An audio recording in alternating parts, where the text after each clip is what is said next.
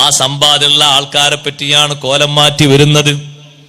ഉമ്മമാരെ, നിങ്ങൾക്കിടയിലും അങ്ങനെയുണ്ട് ചില ബിസിനസ്സുകളൊക്കെ. ശ്രദ്ധിക്കണം. പഴയകാലത്ത് മുസ്ലിങ്ങളിലേക്ക് വെച്ച് നീട്ടാത്ത ഒരു കടലാസ് ഉണ്ടായിരുന്നു. ഇന്നും ആ കടലാസിന് വേണ്ടി പലരും തിരക്കൂട്ടുന്നുണ്ട്. അങ്ങാടിയിലും ബസ്സിലൊക്കെ അനൗൺസ്മെന്റ് നാളെ കേൾക്കുള്ളൂ, ഇന്ന് കേൾക്കൂല. നാളെ മാത്രം കേൾക്കുന്ന ഒരു അനൗൺസ്മെന്റ് ഉണ്ട്.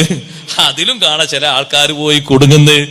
അതും കുറിയൊക്കെ ഒരുപോലല്ലേ എന്നാണ് അവർ വിലയിരുത്തുന്നത്. സുബ്ഹാനല്ലാഹ്, അത്തരത്തില് ഭാഗ്യപരിശോധനക്കും മറ്റൊക്കെ നിൽക്കുന്ന പലരും ഉണ്ട്. അങ്ങനെയല്ല ഭാഗ്യം പരിശോധിക്കേണ്ടത്. ഭാഗ്യം പരിശോധിക്കേണ്ടത് നീ സ്വതക്ക ചെയ്തിട്ടും നേർച്ചയാക്കിയിട്ടും ഇബാദത്ത് ചെയ്തിട്ടും ദുആ ചെയ്തിട്ടും തൗഫീഖ് ലഭിച്ചിട്ടും അങ്ങനെയാ നിനക്ക് ഭാഗ്യം ഉണ്ടാക്കേണ്ടത്. ഇതുപോലെയല്ല ഭാഗ്യം ചെയ്യേണ്ടത്. സുബ്ഹാന ജല്ല ജലാലുഹു. അതുകൊണ്ട് അത്തരത്തിലുള്ള സമ്പാദ്യം ഉണ്ടാക്കുന്നവർ ശരിക്ക് ശ്രദ്ധിക്കണം, നല്ലോണം സൂക്ഷിക്കണം.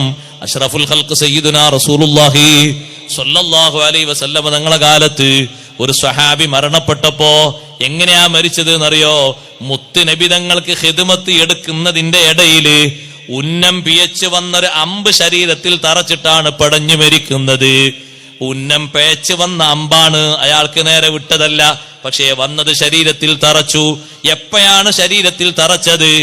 ഒട്ടകത്തിന്റെ പുറത്തിരുന്ന് അതേ വെയില് കൊള്ളാതിരിക്കാൻ കെട്ടുന്ന കൂടാരം അത് എടുത്തിങ്ങനെ മാറ്റുന്നതിന്റെ ഇടയില്, ആ ഖിദ്മത്ത് എടുക്കുന്നതിന്റെ ഇടയിലാണ് മരണം സംഭവിച്ചത്. നല്ലൊരു ചെറുപ്പക്കാരനാണ്. സ്വഹാബത്തൊക്കെ വന്നിട്ട് ആശംസ പറയാൻ തുടങ്ങി. ഹനി അല്ലക ബിശ്ശഹാദാ, രക്തസാക്ഷിത്വത്തിന് അല്ലാഹു തആല ഭാഗ്യം തന്നല്ലോ. ഈ ഭാഗ്യവിവരണം കേട്ടപ്പോൾ അല്ലാഹുവിന്റെ റസൂൽ വന്നിട്ട് പറഞ്ഞു, ഭാഗ്യവിവരണം അവിടെ നിൽക്കട്ടെ, ഭാഗ്യം പറയൽ അവിടെ നിൽക്കട്ടെ. ഇന്ന ശംലത്തല്ലത്തി അഖദത് മിൻ ഗനീമത്തി ഖൈബർ, ഖൈബറിന്റെ യുദ്ധാർജിത സ്വത്തിൽ നിന്ന് ഇയാൾ എടുത്തു വെച്ചൊരു പുതപ്പുണ്ട്. ലതസ്തൈലു അലൈഹി നാറാ,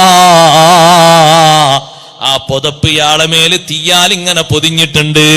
നിങ്ങൾ ഷഹാദത്തിന്റെ മധുരൊന്നും പറയണ്ട, ഷഹാദത്തിന്റെ വലുപ്പൊന്നും പറയണ്ട. ഒരൊറ്റ പുതപ്പിനെ പറ്റിയാണ് മുഹമ്മദുർ റസൂലുള്ളാഹി സ്വല്ലല്ലാഹു അലൈഹി വസല്ലം നിങ്ങളത് പറഞ്ഞെങ്കിൽ ഇത് ചെറിയ നിസ്സാര കാര്യമല്ല, വലിയ വിഷയം തന്നെയാണ്.